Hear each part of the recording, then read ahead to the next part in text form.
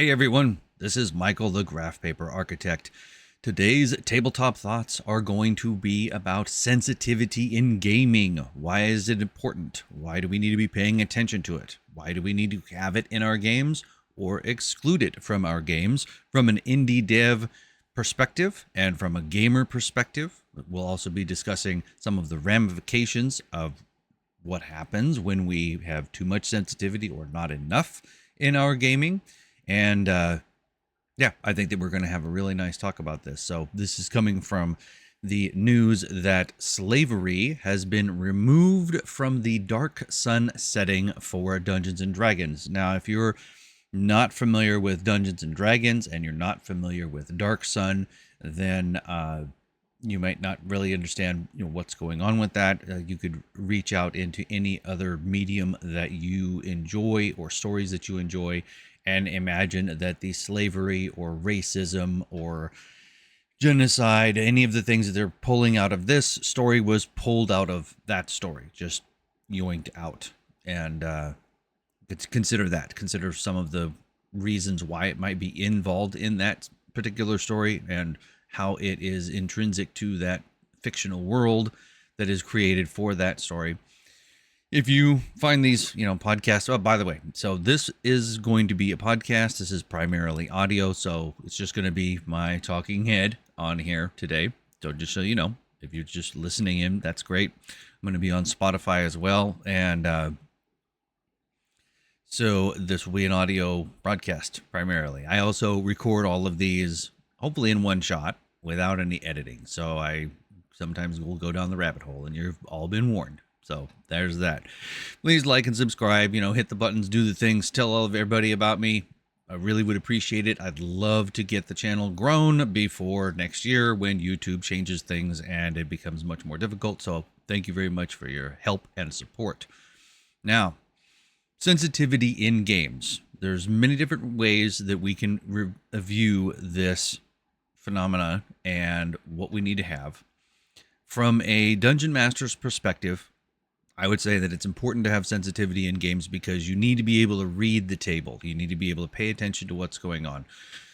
When you're gaming with friends, that's fine. That's totally different. I'm really discussing more about gaming in a public forum, gaming in, let's say, like an online forum or professional dungeon mastery or gaming at conventions, that kind of thing. And you're just kind of, sort of paying attention, just sort of reading the room a little bit because, you might not want to come across as a atrocious, horrible person or whatever. So maybe just pay attention, just have a little bit of, I'd call it sensitivity. From a player's perspective, I think that it's important to understand that fictional worlds will probably contain elements that you personally do not like or may even have phobias of and very bad situations. If you do have a particular specific thing that causes you problems, and we all do, everybody does. So I don't subscribe to people saying, oh, you're just a game, just tough it up, be blah, blah, blah. No, that's not cool, everybody. If you have something that really bothers you, you should be able to just simply ask, say, hey, could we, let's say, leave spiders out? Can we do that? Now, knowing what you're doing, let's say you go to a con and you look over and you say, oh, there's the Menzoza Brands, and I probably said that totally wrong. They're going to the Underdark.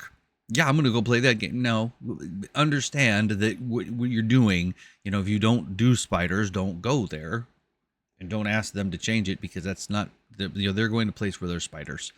Just be mindful. I say everybody should be mindful. Let's get into the indie dev part of this because that's really where the meat is on this, is that the developers of Dungeons and Dragons have decided to remove these elements from this campaign setting.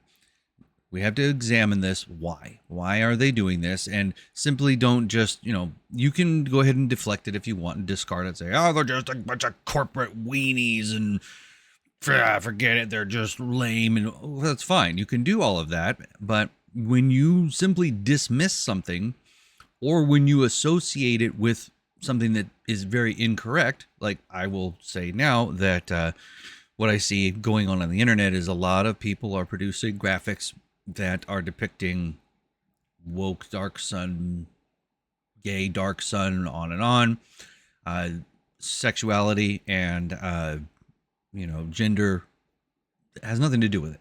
It really doesn't. So when you include that in your argument as to why Dark Sun is now ruined, or what it is that you're doing, what you're actually doing is you're just causing the argument to become fractured and non-functional anymore. It dilutes everything and doesn't allow for specificity or paying attention to the actual concern, which is the removal of these elements from our fiction and the ramifications of that.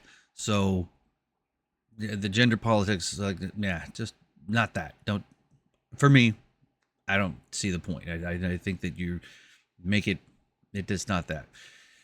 And we'll get to that right after we talk about the dev stuff. So developers, any developer, anyone, and I'm a developer as well, you need to have a whiteboard and a list, and you need to have everything from every angle. If anybody's ever watched Star Trek, I love Star Trek.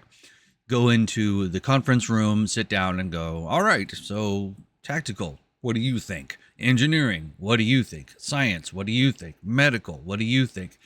Get all of your information from all of your people, including someone who is a sensitivity reader, and pay attention to that kind of stuff, because sensitivity, everything's a spectrum, folks. I believe everything's a spectrum. I look at life like a buffet. Everything's a buffet and has different areas. Paying attention to what you're doing in your writing is important. You should have your facts straight. You should have your cultural facts straight. You should have what you're saying and what you're doing be accurate to the best of your ability. And that's a form of sensitivity. That's paying attention to what's going on. Also knowing how far you're going to push a product. When you have racist characters and genocidal characters, and you have these things going on in your medium, whatever it is, entertainment, there's lines, okay? If you cross certain lines, what happens is you have basically a pool of an audience. As you begin to have more and more extremism in your entertainment, people fall off. They go, oh, nope, this is not for me. And you'll drop off to the point where you will have could end up with a very small audience. And you've got to pay attention to those things. That's a form of sensitivity, folks. And if you want to go out into the world and be like, I'm just going to balls out everything and whatever, and people can, and you have success doing that, great. Good for you. I think that most of us would rather kind of be in the middle of the bell curve or somewhere near there, hopefully, and you're getting the maximum amount of people while still staying true to what it is that you want to produce and what you want to have. So that's sensitivity from a developer's standpoint. You can't get emotional about it. You can't get wrapped up in agendas and messaging unless that's your game. I mean, if that's what you want to do, then go ahead, do all of that. But my experience and my recommendation is that you disassociate from that particular element. If you don't like it, but you still got to do it, and you go, okay, so what exactly, are we doing? And how could I create a character or write a situation or a story that conveys the importance that I want to convey without it being over the top or too much or not enough?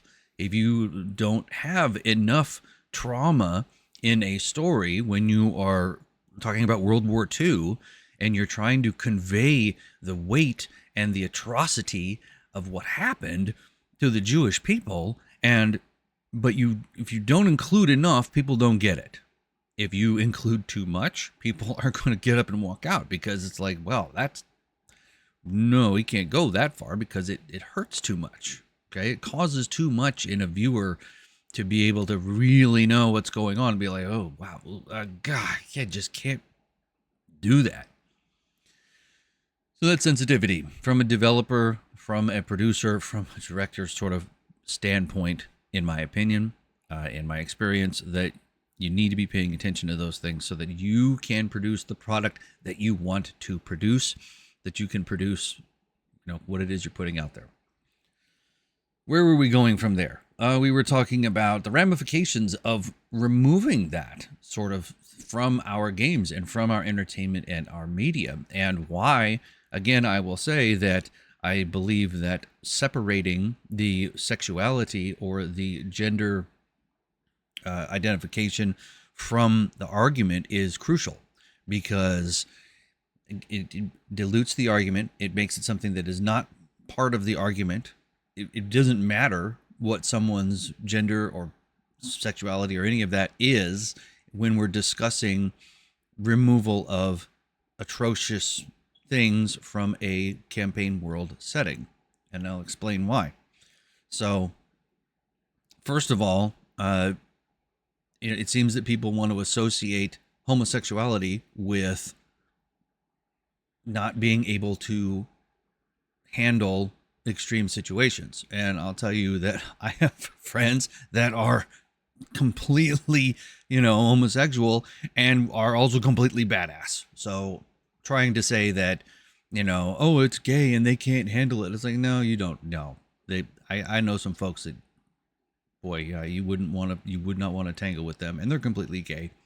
Doesn't have a factor.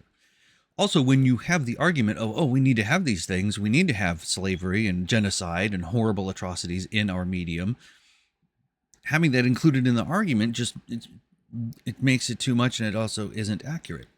The reason why we need to have atrocities in our medium, in our entertainment, and the reason why we continue to have them is so that people will begin to, for one, develop the mental and emotional toughness that it takes to confront these incredible, horrible things.